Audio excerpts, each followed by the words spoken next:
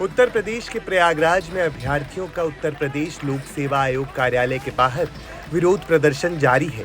UPPSC की मांगों को लेकर प्रदर्शनकारी अडिग हैं।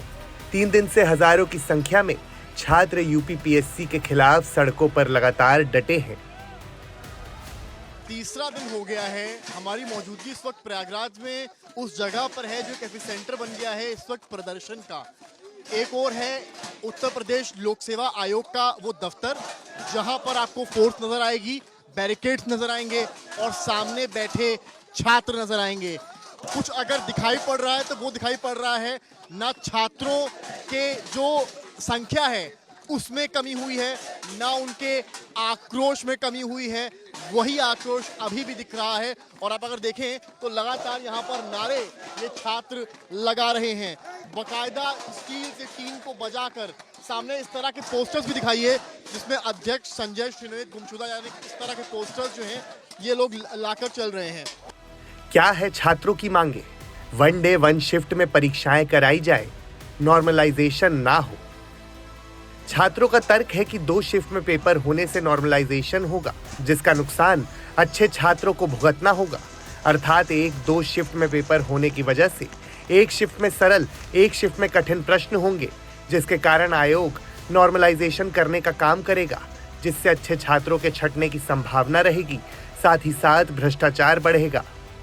पहली बात तो ये किसी राजनीतिक पार्टी का आंदोलन नहीं है।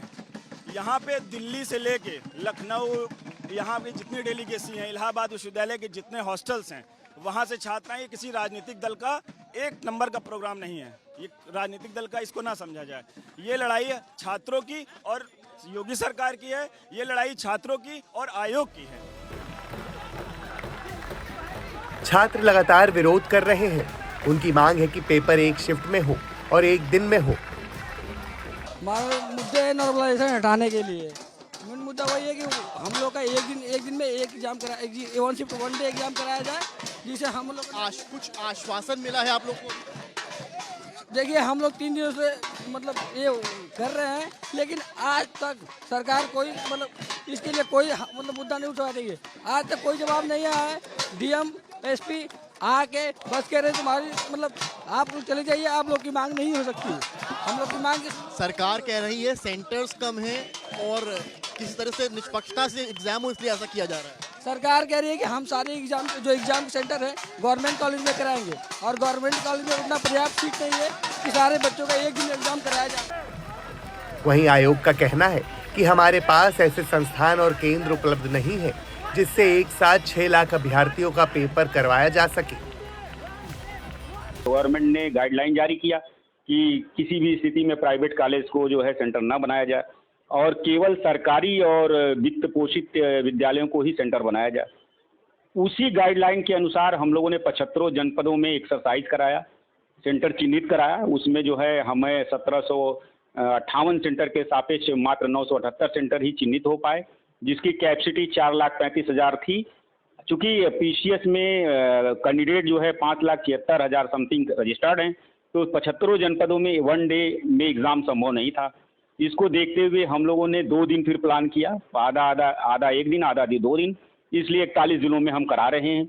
ये उनके सूचिता परीक्षा की सूचिता गुणधर्मिता को सुनिश्चित करने के लिए ही कराया जा रहा है। जब भी कभी 2 दिन परीक्षा कराई जाती है तो नॉर्मलाइजेशन का सिद्धांत लागू करना ही पड़ता है, और वो जो है हम लोगों ने विशेषज्ञों की एक भारत सरकार की पूर्व मुख्य सांख्यिकी विद की अध्यक्षता में हम लोगों ने कमेटी गठित किया।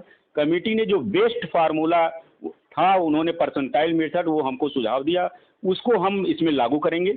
उसमें जो है किसी के साथ कोई अन्याय नहीं होने जा रहा है, सब कुछ समान दर्शी रखा जा रहा है, समान आर्टिकल 14 का एकदम उल्लंघन नहीं हो रहा है, सबके साथ समान है, न पक्षपातपूर्ण है।